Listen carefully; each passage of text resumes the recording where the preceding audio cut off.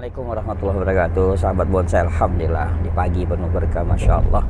Ya, di saat semua persendian kita dikasih rezeki oleh Allah. Nah, sekarang kita, ya, saya dan tim. Nah, di sini ada Pak Topan sebagai penasehat BPBI Kota Bogor.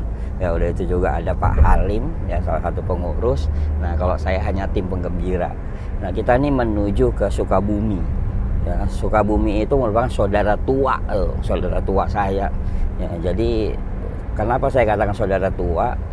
Ya, karena tingginya hampir sama, jiwa membonsai sangat luar biasa.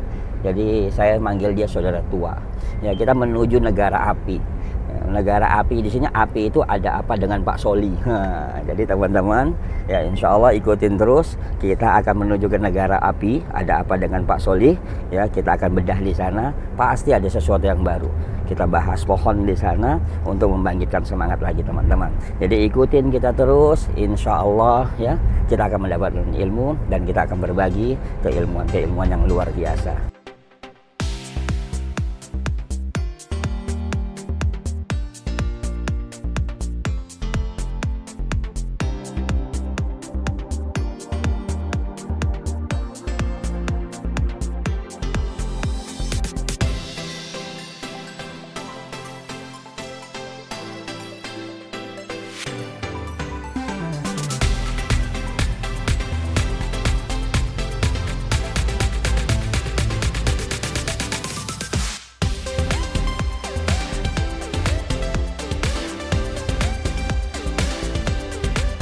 Assalamualaikum warahmatullahi wabarakatuh. Alhamdulillah nih sahabat bonsai, masya Allah ya. Tadi di mobil kita cerita ya negara api. Ada apa dengan Pak Soli? Nah sekarang kita sudah nyampe nih di negara api di Sukabumi. Nah Pak Soli ini, nah sedikit biodata beliau, tapi nggak lengkap banget. Nanti kalau lengkap namanya ta'aruf ya, ta'aruf nanti untuk nikah. Nah, tapi kali ini kita nggak. Ya beliau itu ketua PBBI Sukabumi, kota apa kabupaten, Pak? Pokoknya Sukabumi Raya. Sukabumi aja. Ya, Sukabumi. Yeah. Nah, jadi kelihatan tuh kalau orang seniman bonsai, tadi kan saya bilang kan, bonsai itu pasti orangnya kecil, itu menandakan menjiwai. Ya, jadi makanya kiblat bonsai itu sekarang Jepang karena orangnya kecil-kecil. Nah, nanti kiblat itu akan pindah, bisa jadi ke Sukabumi. Ya, karena kecil juga nih. Ya, jadi kita sama nih ya. Makanya saya katakan tadi kembaran, ya, cuman beda nasib. Ya, jadi di sini insya Allah, nah kita akan bicara salah satunya tentang reposisi, dan kita juga sedikit memperkenalkan tentang teman-teman nanti yang mau main di Sukabumi untuk para penghobi bonsai di Jakarta, di Jawa, di Sukabumi. Nah, ini ada markas nih, markasnya Pak Soli. Nih Pak Soli, Assalamualaikum. Waalaikumsalam. Masya Allah. Nah ini di sini kalau kita boleh tahu tempat ini dibuka untuk umum untuk teman-teman bonsai atau memang jadi sanggar sendiri? Untuk umum. Untuk umum, untuk ya. umum, iya. Tuh sahabat bonsai, jadi untuk umum ya. Dan ini di depan saya, ini pohon ini saya pernah lihat 2018 ya. Di sini, nah dulu baru 2 cabang. Ini karena kesabaran orang bonsai itu memang cukup sabar. Makanya kalau cari suami itu orang bonsai pasti sabar. Cuman kekurangannya satu, pasti suka berbohong, masalah keuangan. Nah, karena bisa membonsai. Karena bisa membonsai.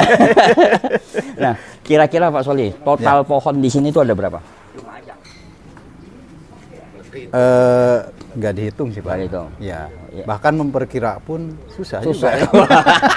Ya mungkin 100-200 lah. 100-200 pohon, nah, Masya Allah. Jadi jenis pohonnya variasi ya. Nah ini ada wacang ya, jadi udah itu ada cemara. Tadi kita udah keliling-keliling, nanti insya Allah teman-teman bisa lihat ya beberapa pohon-pohon yang unik-unik. Nah dan bersama dengan kita juga selalu mendampingin cuma 1 orang nih lagi izin ya, kita nggak ini. Kang Faisal, tapi di sini ada Pak Halim. Nah, Pak Halim ini juga yang membangkitkan semangat saya di Bogor. Nah, makanya beliau selalu saya ajak untuk bareng-bareng. Nah, satu lagi ada penasehat kita, beliau lagi sholat. Nah, Pak Soli, rencana nih kita akan coba mereposisi ya, reposisi pohon. Dan ada beberapa karakter pohon-pohon yang insya Allah nanti kita akan rubah bersamaan, karena kalau kita bicara bonsai, sehebat apapun trainer pasti ujungnya yang menikmatin adalah pemiliknya. Ya, jadi nggak bisa juga trainer itu memaksakan kehendak dia kalau pemiliknya tidak suka.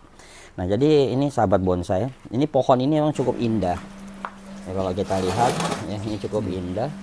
Cuman di sini ada sedikit kejanggalan kita, karena sayang kalau kita lihat expose dari keringannya sudah cukup bagus. ya, tapi karakternya jadi seperti tarik-tarikan.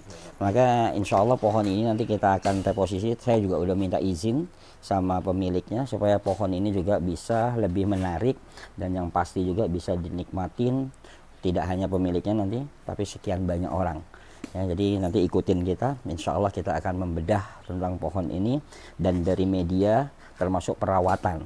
Ya, ketika kita bicara wacang, ini banyak image di antara teman-teman itu bahwa pohon sancang atau wacang itu mudah terserang penyakit atau sering mati ranting. Nah, permasalahannya yang satu teman-teman, mati ranting atau penyakit pada sancang itu karena dia selalu tertutup. Jadi percabangan itu atau perantingan, ya percabangan-cabangan itu masuk ke sela-sela karena dia menjalar, ya dia masuk sehingga matahari nggak masuk, maka di situ tumbuh jamur. Nah, ketika tumbuh jamur, maka di sini juga akan menyebabkan beberapa serangga aktif. Ya, nanti ada kutu putih, ada apit segala macam dia aktif. Nah, sehingga ini sering memati ranting atau memakan jalur kambium.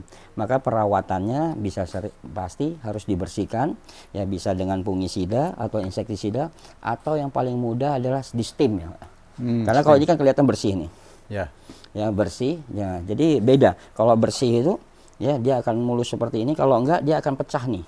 Ya, jalur-jalur hidupnya pecah, pas dibuka dalamnya kutu. Kutu putih-putih. Nah, ini akan memakan jalur hidup sehingga nanti akan mati ranting. Jadi yang penting intinya adalah kebersihan. Jadi nggak ada sancang sulit, wacang sulit, nanti santigi juga sulit. Nah, kalau semuanya sulit kita nggak usah ngebonsai.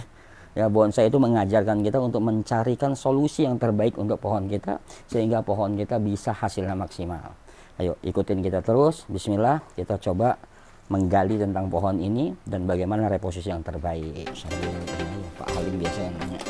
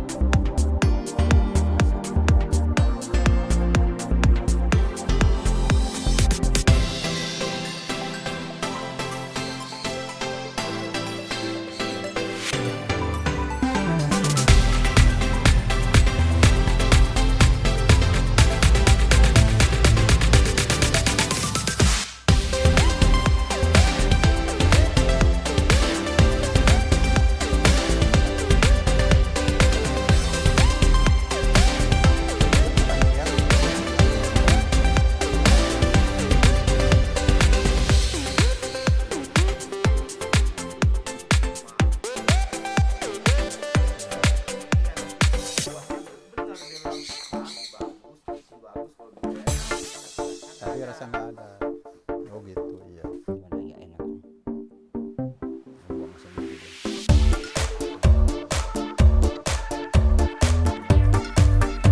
Tapi udah ini baru dia sadar kan jadi bagus ya. Ya.